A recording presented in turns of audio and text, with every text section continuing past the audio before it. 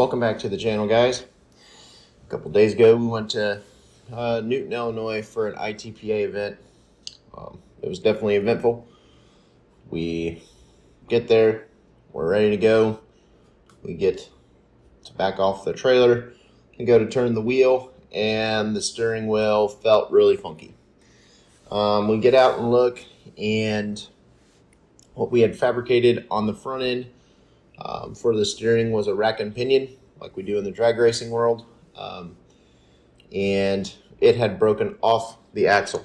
We had welded it to some cast iron, and it did not stick. There was a couple fellas.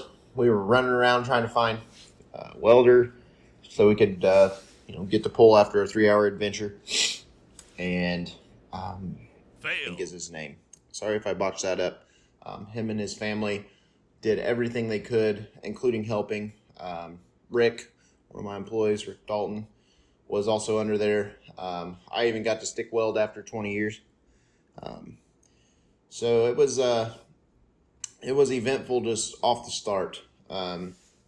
We hustled it for about 2 hours, got it up on the scales here, and had to back on because it would not clear going on forward.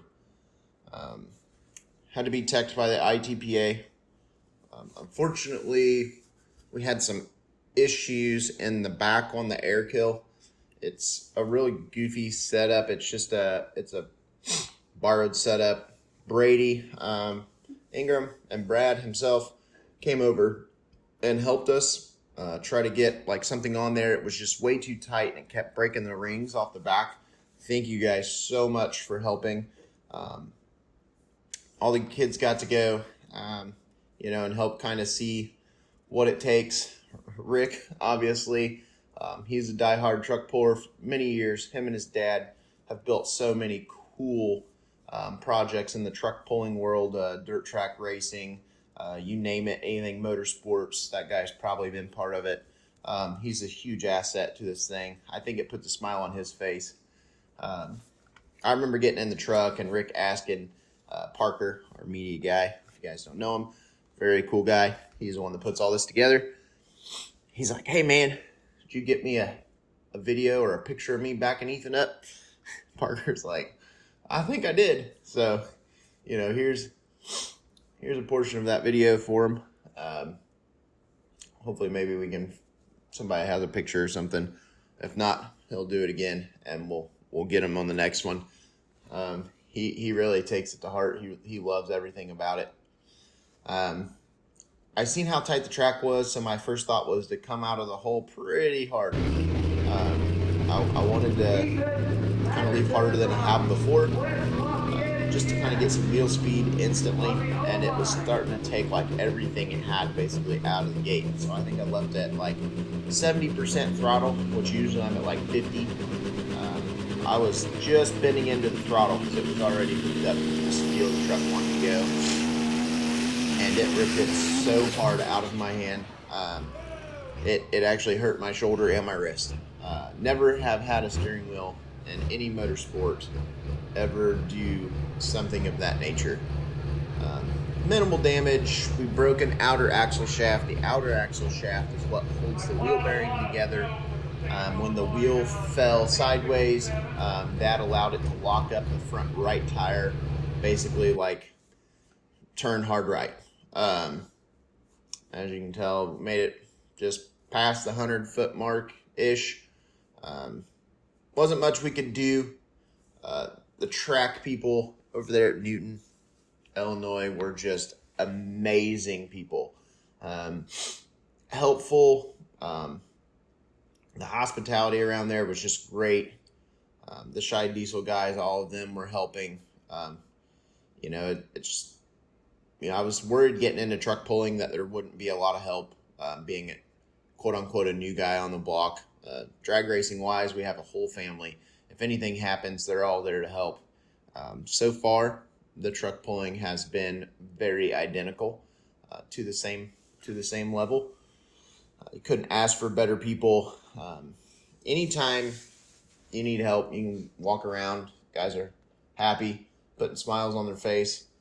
These elderly gentlemen stayed till 2 in the morning, help us load up O-line on the trailer with a payloader, which was like the only way I could think of to do it.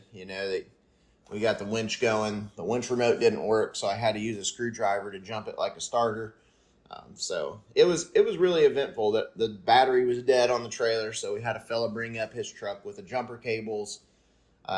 Nothing seemed to go quite right. But that's part of it. Motorsports, I've learned, like, you can't get mad about it. You're there having a good time. You're there to push the limits of, stuff that's not meant to do what it's doing. And sometimes it doesn't work. And that's what makes the good times even better, right? You go there, you have a tough time, you put in 2,000% effort to make sure you give it your all. So when you go home at night, you know that there was nothing more you could do. And that brings us into what we had over the weekend. We went on Wednesday, broke the truck. We had Thursday. We had one day, basically, to get everything situated. Parts didn't show up, unfortunately, for Saturday morning that we were looking for. Freaking UPS. But we took it to Paris, Kentucky for Dalton's family and friends, doing an exhibition hook with the Battle of the Bluegrass. And we actually took it down on the trailer with zero front axle assembly. We ended up grabbing a bunch of old parts out of my old pulling truck that I helped with on 15 years ago with Colton Wilson. We called it Trusty.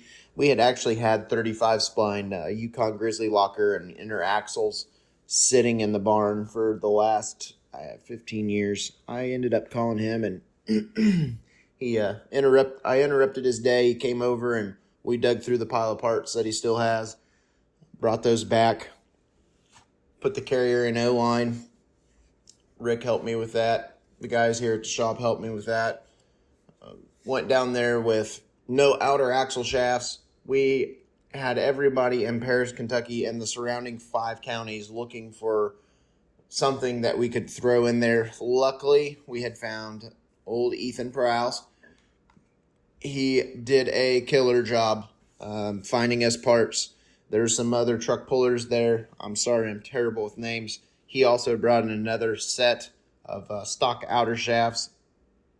It was amazing, the help. We fixed it on the trailer. We had like the Ranger there full of tools, and we had another service truck there with a vise and everything so we could press in U-joints. Tons of help, tons of fun. Super rewarding, 307 feet.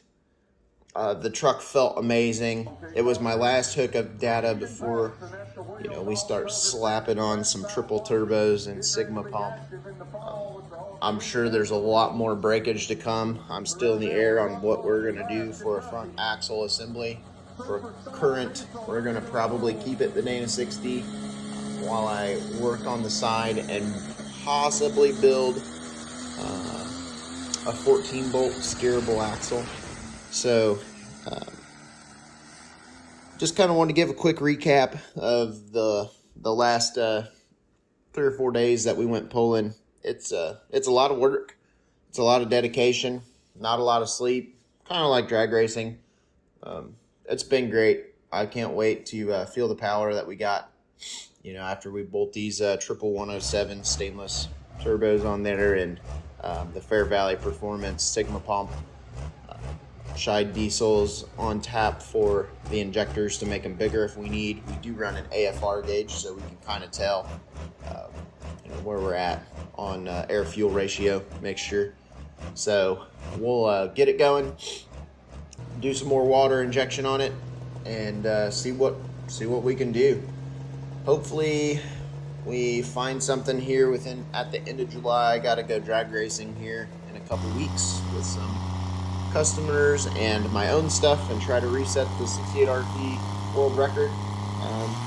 Reset it at Beach Bend last year, and I want to kind of reset it this year at Beach Bend, so we're going to give it our all. And thanks for watching. Be on the lookout for more updates on O-Line. Dalton and I are super excited for this thing, and we cannot wait to show you the masterpiece that we put together on 4,500 horsepower. It's going to be absolutely amazing. Thanks, guys.